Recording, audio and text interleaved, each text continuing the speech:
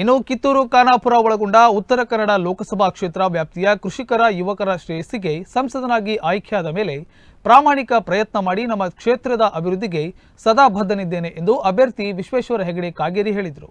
ಕಾಗೇರಿ ಅವರು ಅಂಕೋಲಾ ತಾಲೂಕಿನ ಅಗಸೂರು, ಕಲ್ಲೇಶ್ವರ, ಹೆಬ್ಬುಳ, ಹೊಸಕಂಬಿ, ಮೊಗಟ ಭಾಗಗಳಲ್ಲಿ ಪ್ರಚಾರ ಸಭೆ ನಡೆಸಿ ಮಾತನಾಡಿ, ರಾಜ್ಯಕ್ಕೆ ಪರಿಚಿತನಾಗಿ ನಿಮ್ಮ ಜೊತೆಗೂಡಿ ಬೆಳೆದವನು. ಬಿಜೆಪಿ ಪಕ್ಷದ ಹಲವು ಜವಾಬ್ದಾರಿಗಳನ್ನು ನಿರ್ವಹಿಸಿ ರಾಜ್ಯ ಪ್ರಧಾನ ಕಾರ್ಯದರ್ಶಿಯಾಗಿ ಪಕ್ಷ ಸಂಘಟನೆಗೆ ದುಡಿದಿದ್ದೇನೆ. ಕಿತ್ತೂರು ವಿಧಾನಸಭಾ ಕ್ಷೇತ್ರದ ಪ್ರಭಾವಿ ನಾಯಕರಾಗಿದ್ದ ಮಾಜಿ ಸಚಿವ ದಿವಂಗತ ಡಿಬಿ ಇನಾಮದಾರ್ ಸೊಸೆ ಲಕ್ಷ್ಮೀ ವಿಕ್ರಮ್ ಇನಾಮದಾರ್ ಮತ್ತು ಅವರ ಕುಟುಂಬಸ್ಥರು ಮತ್ತು ಅಪಾರ ಬೆಂಬಲಿಗರು ನರೇಂದ್ರ ಮೋದಿ ಬೆಂಬಲಕ್ಕೆ ಬಿಜೆಪಿ ತತ್ವ ಸಿದ್ಧಾಂತ ಒಪ್ಪಿ ಬಂದಿರುವುದು ಪಕ್ಷದ ಗೆಲುವಿಗೆ ಸಹಕಾರಿಯಾಗಲಿದೆ. ಅಲ್ಲದೆ ಕಿತ್ತೂರು ಖಾನಾಪುರ ಮಾಜಿ ಶಾಸಕರು ಬಿಜೆಪಿ ಗೆಲುವಿಗೆ ಹಗಲಿರುಳು ಶ್ರಮಿಸುತ್ತಿದ್ದಾರೆ. ಅವರ ನೆರವಿಗೆ ನಮ್ಮ ನೆಚ್ಚಿನ ಕಾರ್ಯಕರ್ತರು ಹೆಗಲಿಗೆ ಹೆಗಲು ನೀಡಿದ್ದಾರೆ ಎಂದು ಹೇಳಿದ್ರು. ನಾವು ಮತ್ತೊಮ್ಮೆ ಪ್ರಧಾನಿ ಮಾಡಬೇಕು, ಕಮಲದೂವಿಗೆ ಮತ ಹಾಕಿ. ನಾನು ನಿಮಗೆಲ್ಲ ಪರಿಚಯದವನು, ನನಗೆ ಎಂತ ಹೊಸದಾಗಿ ಎಂತ ಕಾಗೇರಿ ವಿಶ್ವೇಶ್ವರ ಹೆಗಡೆ ಹೇಳಿ ಹೇಳ್ಕೊತಿರೋದು. ನಾನೆಲ್ಲ ನಿಮ್ಗೆ ಪರಿಚಯದವನು, ಕುಟುಂಬದಂತೆ ಇದ್ದವ್ರು. ನಾನು ಹುಡುಕ್ಲಿಕ್ಕೆ ಮತ್ತು ಬಾಂಬೆಗೆ ಹೋಗ್ಬೇಕಾಗಿಲ್ಲ, ಇನ್ನು ಯಾರಲ್ಲೂ ಹೋಗ್ಬೇಕಾಗಿಲ್ಲ, ಇಲ್ಲೇ ಇದ್ದೇನೆ, ನಿಮ್ಮ ಸಂತಿಗೆ ಇದ್ದೇನೆ. ಕಿತ್ತೂರು ಖಾನಾಪುರವು ನನಗೆ ಹೊಸದಲ್ಲ. 91ನೇ ಇಸ್ವಿಯಲ್ಲಿ ಕರ್ಕಿಯವ್ರ ಚುನಾವಣೆ ನಿಂತ ಕಿತ್ತೂರು ಖಾನಾಪುರದ ಇನ್ಚಾರ್ಜ್ ನಾನು, ಹಳ್ಳಿ ಗೊತ್ತದೆ. ಹಾಗಾಗಿ ಆಗ್ಲಿಂದ ನಾನು ಶಿಕ್ಷಣ ಮಂತ್ರಿ ಆದಾಗ ಅಲ್ಲಿ ಹೋಗಿದ್ದೇನೆ, ಬಂದಿದ್ದೇನೆ. ಬಿಜೆಪಿಯಿಂದ 4 ವರ್ಷ ಪ್ರಧಾನ ಕಾರ್ಯದರ್ಶಿಯಾಗಿ ಅಲ್ಲಿ ಇನ್ಚಾರ್ಜ್ ಇದ್ದೆ ನಾನು. ಮೊನ್ನೆ ನೋಡ್ರಿ ಈ ರೂಪಲ್ಲಿ ಇದನ್ನು ಕೇಳ್ಕೋಬೇಕು ನೀವು, ಅಲ್ಲಿ ಇನಾಮದಾರ್ ಕುಟುಂಬ ಅಂತ ಬಹಳ ದೊಡ್ಡದಿದೆ ಕಿತ್ತೂರಿನಲ್ಲಿ, ಡಿ.ಬಿ. ಇನಾಮದಾರ್ ಅಂತ. ಅವರು 4 ಬಾರಿಗೆ ಆಯ್ಕೆಯಾಗಿ ಮಂತ್ರಿಯಾಗಿ ಬಹಳ ದೊಡ್ಡ ಒಂದು ಕುಟುಂಬ. ಅವರ ಸೊಸೆ ಲಕ್ಷ್ಮೀ ಇನಾಮದಾರ್ ಅಂತ ಮೊನ್ನೆ ಬಿಜೆಪಿಗೆ ಸೇರಿರೋದ್ರಿಂದ ಕಿತ್ತೂರಿನಲ್ಲಿ ನಮ್ಮ ಶಕ್ತಿ ಹೆಚ್ಚಾಗಿದೆ, ಬಹಳ ದೊಡ್ಡ ಶಕ್ತಿ ನಮಗೆ ಸೇರ್ಪಡೆಯಾಗಿದೆ. ಖಾನಾಪುರದವರು 1 ಲಕ್ಷ ಲೀಡ್ ಕೊಡ್ತೀವಿ ಅಂತ ಹೇಳಿದ್ದಾರೆ. ನಾಳೆ ಅಲ್ಲಿ ಏಕನಾಥ್ ಶಿಂದೆ ಅಲ್ಲಿ ಕಾರ್ಯಕ್ರಮಕ್ಕೆ ಹೋಗ್ತಿದ್ದಾರೆ. ನಮಗೆ ನಮ್ಮ ಶಕ್ತಿ ಎಲ್ಲ ಕಡೆಗೆ ಬೆಳೆದಿದೆ. ಬಿಜೆಪಿಯಲ್ಲಿ ಭಟ್ಕಳದಿಂದ ಹಿಡಿದು ಕಾರವಾರದಿಂದ ಹಿಡಿದು ಜೋಯಿಡಾದಿಂದ ಹಿಡಿದು ಸಿದ್ದಾಪುರ ತನಕ ಎಲ್ಲ ಕಡೆಗೆ ಕಾರ್ಯಕರ್ತರು ಬೂತ್ ಮಟ್ಟದಲ್ಲಿ ಶಕ್ತಿ ಮೀರಿ ಗೆಲ್ಲೋದಕ್ಕೆ ಬೇಕಾದ ಪ್ರಯತ್ನ ಮಾಡ್ತಾ ಇದ್ದಾರೆ. ಗೆಲ್ತೀವಿ ನಾವು, ದಾಖಲೆ ಮತದಿಂದ ಗೆಲ್ಲಬೇಕು.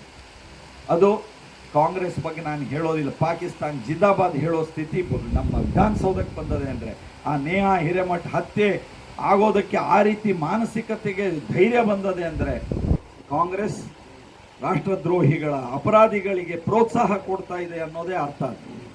ಅಭಿವೃದ್ಧಿ ಇಲ್ಲ, ಭ್ರಷ್ಟಾಚಾರ ಹೆಚ್ಚಾಗದೆ, ಬರಗಾಲಕ್ಕೆ ದುಡ್ಡು ಕೊಡ್ತಾ ಇಲ್ಲ, ಗ್ಯಾರಂಟಿಗಳ ಸಮರ್ಪಕವಾಗಿ ಅನುಷ್ಠಾನ ಆಗ್ತಾ ಇಲ್ಲ.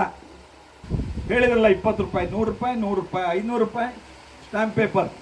ಕರೆಂಟ್ ದರ ಹೆಚ್ಚದೆ, ಬಸ್ ದರ ಹೆಚ್ಚದೆ, ನಿಮ್ಗೆ ಗೊತ್ತಿದೆ ಏನೇನಾಗಿದೆ. ನಾನು ನಿಮ್ಮ ರಕ್ಷಣೆಗಿದ್ದೇನೆ.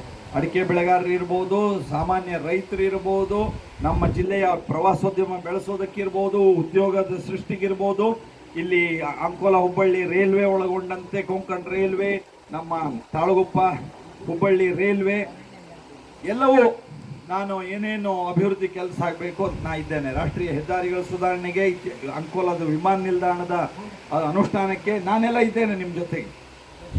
ನನಗೆ ಗೊತ್ತಿದೆ ಜಿಲ್ಲೆ ಏನು, ಜಿಲ್ಲೆ ಜನಜೀವನ ಏನು ಅಂತ.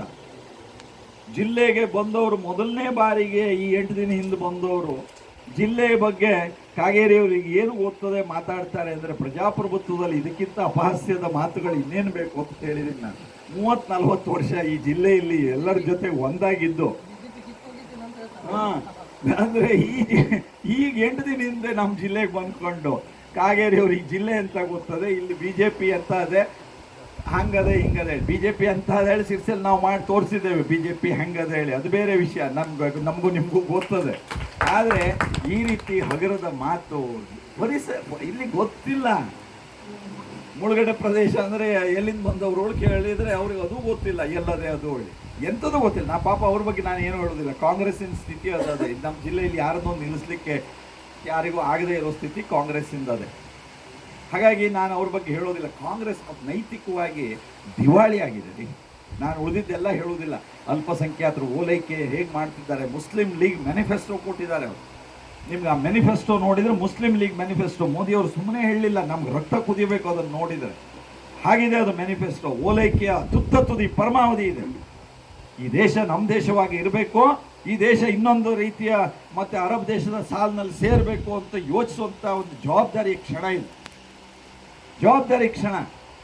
ಅರೆ ಅವರು ನೈತಿಕ ದಿವಾಳಿತನ ಎಲ್ಲಿಗಿದೆ ಅಂದರೆ, ಓಲೈಕೆ ರಾಜಕಾರಣ ಒಂದು ಕಡೆಗೆ ಆದರೆ ಅವರಿಗೆ ನಾನು ಕೇಳಿದೆ, ಅವರು ಗ್ಯಾರಂಟಿ 1 ಲಕ್ಷ ಅದು ಇದು ಹೇಳ್ತಿದ್ದಾರಲ್ಲ, ಈಗ ರಾತ್ರಿ ಬಂದು ಕಾರ್ಡ್ ಕೊಡ್ಲಿಕ್ಕೆ ಶುರು ಮಾಡಿದ್ರಲ್ಲ, ದುಡ್ಡು ಕೊಡ್ಲಿಕ್ಕೆ ಶುರು ಮಾಡಿದ್ರಲ್ಲ, ಅದು ಕೇಳಿದೆ ನಾನು. ನಿಲ್ಲಿಸೋದು 230 ಸೀಟ ಚಿಲ್ಲರೆ, 235 ಎಷ್ಟೋ, ಒಟ್ಟು ಸೀಟ್ ಎಷ್ಟು? 543. ಬಹುಮತಕ್ಕೆ ಎಷ್ಟು ಸೀಟ್ ಬೇಕು? 273. ಇವ್ರು ನಿಲ್ಲಿಸೋದು ಎಷ್ಟು? 230 ಎಷ್ಟೋ. ಗೆಲ್ಲೋದು 50 ಗೆಲ್ಲೋದಿಲ್ಲ. ಮತ್ತೆ ಬರೆದಿಟ್ಕೊಂಡ್ರೆ ನಾನು ಇವತ್ತು ಹೇಳಿರ್ತೇನೆ, 50 ಗೆಲ್ಲೋದಿಲ್ಲ. ಇವರು 1 ಲಕ್ಷ ಕೊಡ್ತೇಳಿ ಮ್ಯಾನಿಫೆಸ್ಟೋ ಕೊಡ್ತಾರೆ. ಯಾವ ನೈತಿಕತೆ ಇದೆ? ಯಾವ ನೈತಿಕತೆ ಇದೆ? 50 ಸೀಟು ಗೆಲ್ಲದೆ ಹೋದವರು ನಮ್ಮೂರಿನಲ್ಲಿ ಕಾಂಗ್ರೆಸ್ಸಿಗೆ ಓಟ್ ಹಾಕಬೇಕು ಅಂತ ಯಾರು ಯೋಚನೆ ಮಾಡಿದರೆ ಅದು ಎಂಥ ಒಂದು ಮೂರ್ಖತನದ ಯೋಚನೆ ಆಗಬಹುದು ಅಂತ ಯೋಚನೆ ಮಾಡಿ. 50 ಸೀಟು ಗೆಲ್ಲೋದಿಲ್ಲ. ಇವರೇನು ಇಲ್ಲಿ ಗೆಲ್ಲುವ ಪ್ರಶ್ನೆನೇ ಇಲ್ಲ. ಆದರೆ ಕಾಂಗ್ರೆಸ್ಸು ಅದು ಅಮಾವಾಸ್ಯೆ ದಿನ ರಾತ್ರಿ ಕಾಣೋ ಬಾವಿ ಅಂತ ನಾನು ಭಾಷಣ ಮಾಡ್ತೇನೆ. ಅಂಥವ್ರಿಗೆ ಓಟ್ ಹಾಕಿ ನಮ್ಮ ಭವಿಷ್ಯ ಅಷ್ಟೇ ಅಲ್ಲ, ನಮ್ಮ ಮುಂದಿನ ಪೀಳಿಗೆ ಭವಿಷ್ಯವನ್ನು ಕತ್ಲಿಗೆ ಹಾಕಬಾರ್ದು. ನಾವು ಈಗ ಚುನಾವಣೆಯಲ್ಲಿ 500 ರೂಪಾಯಿ 1000 ರೂಪಾಯಿ ಕೊಡ್ಲಿಕ್ಕೆ ಬರ್ತಾರೆ. 500 ರೂಪಾಯಿ ಎಲ್ಲ ಕೊಟ್ಟರೆ ದಿನಕ್ಕೆ 25 ಪೈಸೆ ಬರೋದಿಲ್ಲ, ಭಿಕ್ಷುಕರು ತಗೊಳ್ಳೋದಿಲ್ಲ 50 ಪೈಸೆ. ಹಾಗಾಗಿ ನಾನು ನಿಮ್ಮಲ್ಲಿ ವಿನಂತಿ ಮಾಡ್ಕೊಳ್ತೀನಿ, ಮತ ಮಾರಾಟಕ್ಕಿಲ್ಲ ಅನ್ನೋದನ್ನು ಸಂದೇಶ ಕಳಿಸ್ಬೇಕು ನಾವು. ಮತ್ತು ರಾಜ್ಯದ ಕಾಂಗ್ರೆಸ್ ಸರ್ಕಾರ ಸರಿ ಇಲ್ಲ ಅನ್ನೋ ಸಂದೇಶ ಕಳಿಸ್ಬೇಕು ನಾವು. ಅದಕ್ಕೋಸ್ಕರವಾಗಿ ಈ ಚುನಾವಣೆಯಲ್ಲಿ ಬಿಜೆಪಿಯ ಕಮಲದ ಗುರುತಿಗೆ ಮತ ಹಾಕಿ ನನ್ನನ್ನು ಆಶೀರ್ವದಿಸಿ. ನಾನು ಅಭಿವೃದ್ಧಿಯ ಪರವಾಗಿ ನಿಮ್ಮೆಲ್ಲರ ಜೊತೆಗಿದ್ದೇನೆ. ಒಟ್ಟಿನಲ್ಲಿ ವಿಶ್ವೇಶ್ವರ ಹೆಗಡೆ ಕಾಗೇರಿ ಅಂಕೋಲಾ ತಾಲೂಕಿನ ವಿವಿಧ ಸ್ಥಳಗಳಲ್ಲಿ ಪ್ರಚಾರ ಭಾಷಣ ನಡೆಸಿ ಮತ ಯಾಚಿಸಿದ್ರು. Nudisiri news desk Honnavar.